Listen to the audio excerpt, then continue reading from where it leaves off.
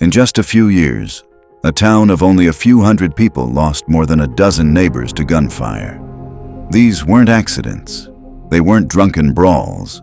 They were planned killings, and many were carried out by men wearing badges. This is Moorhead, Kentucky, 1884 to 1887, the Rowan County War, when the law stopped protecting people and started hunting them.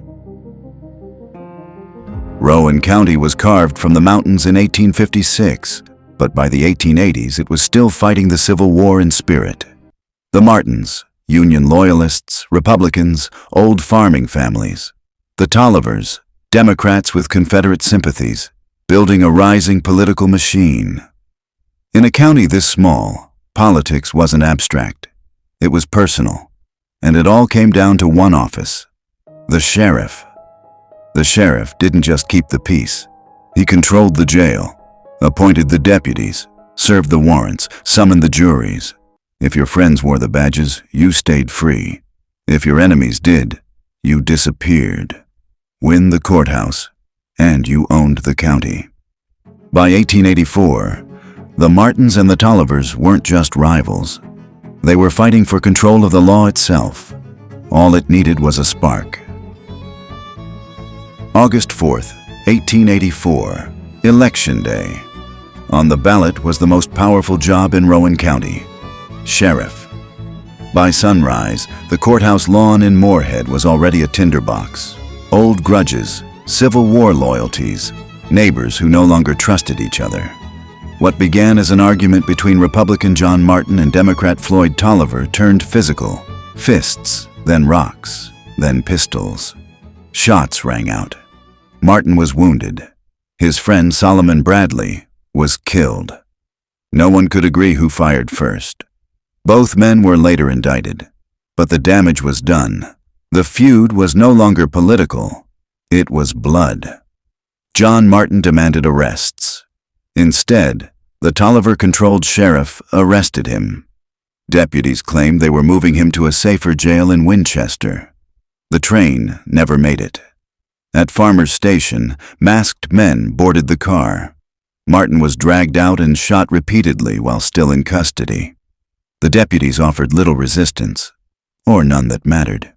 He died the next day. After that, everyone understood.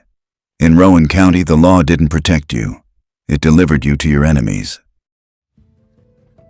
Craig Tolliver tightened his grip, not just with guns, but with the courthouse. His allies held the sheriff's office. His relatives wore the badges.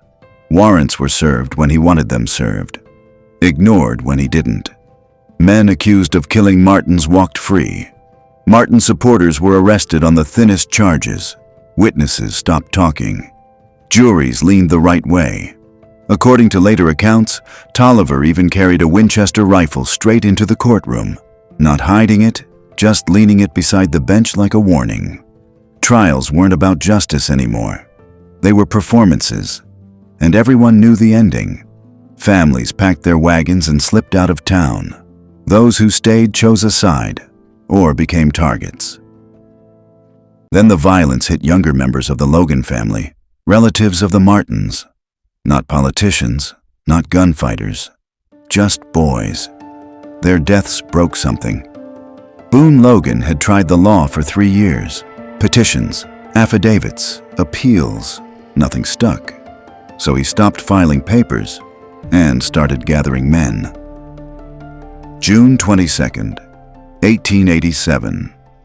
Before sunrise, nearly 100 armed citizens surrounded Moorhead. The Tollivers barricaded themselves inside the American Hotel. At dawn, the shooting started. Rifles cracked through the valley for hours. Then Craig Tolliver ran for the railroad tracks. He didn't make it far. A volley dropped him and he fell just yards from the rails. The war ended in the dirt. The violence shocked the state. Lawmakers even debated erasing Rowan County entirely, calling it a failed society.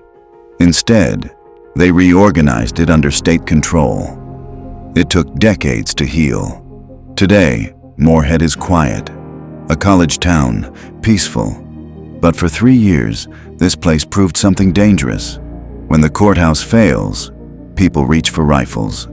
And once they do, the law doesn't come back easily.